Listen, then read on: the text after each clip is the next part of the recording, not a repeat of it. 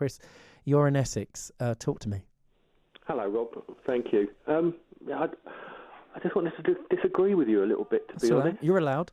You said today is a day of infamy in regards to Afghanistan. I think the day of infamy was when our Parliament agreed to go to a foreign country, start dropping bombs on people without a clear plan of what they were going to do. Right.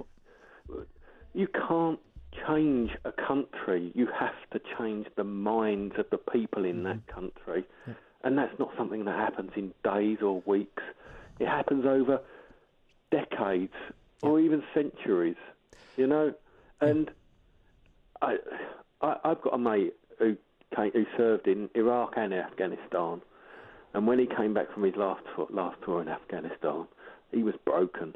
Tell me about him. You don't have to tell his name, but just give us a sense of what it's like. I'll tell you the story. Yeah. He came back on leave between tours. Yeah. And we've always been a big gang, and we all agreed to go down the pub and have a good booze up and see, have chats about war stories. Yeah. And it turns out he drove people there. And I'm sitting on the end of the table with him.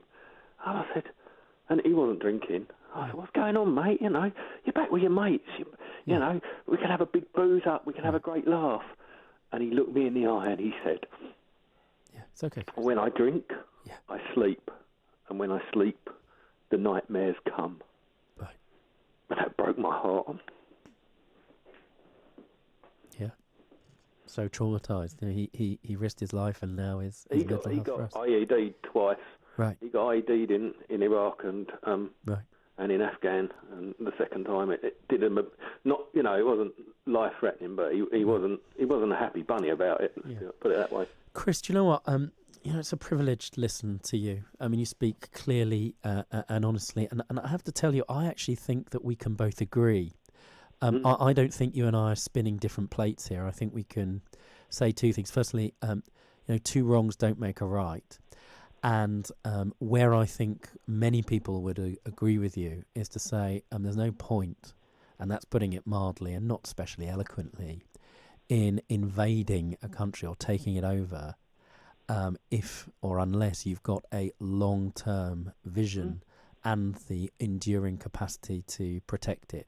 And what effectively you're saying is you can't go and project democracy around the world. It's failed time and time again. In the Iraqi context, Chris, I don't just agree with you. I can help you with really clear examples.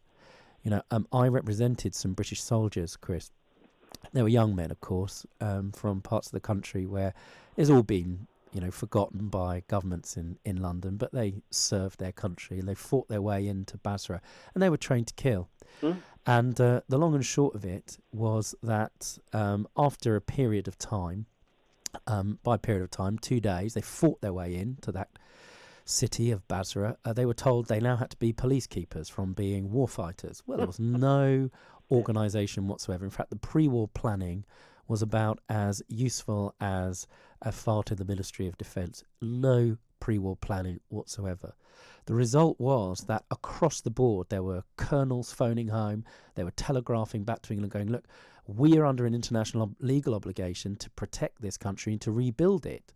But there's looters everywhere. Can we shoot looters on sight? We do not know what to do. There are 10 military police officers. They're all at the airport. That's their training, not these soldiers. No, it's a soldier's job to police keep with no training. And so eventually various strategies were cultivated, including getting people wet, throwing them in water. I'm not defending it, but that's what happened, and a variety of other things in order to keep the city safe. It was chaos and carnage. Those young boys were put on trial for manslaughter. The top brass weren't, just to be clear. The politicians weren't, just to be clear.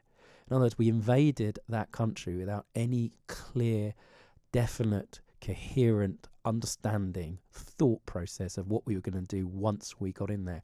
And that, to me, is the biggest crime of all. In the case of Afghanistan, Chris, where I disagree with you, is once we were there, in the last year, we had been effectively, got it wrong at the beginning, building up and bolstering the Afghan army. We'd given them a spine. We'd say, we're going to sit alongside you, much like, for example, in Korea, in Cyprus, and we're going to protect and defend your resources so the Taliban can't take over. And for a year at Eliavel, that appeared to be working. We've let them down. So even if you're right, and I think you probably were, we went in without an enduring, coherent, sensible mission. Once we were in, the responsibility kicks in, and we couldn't shy away from it. And that's precisely what we've done. And that means our promises, it seems to me anyway, Chris, mean nothing. And all of the trauma your friend has experienced, I don't know how you feel about that now. How do you feel?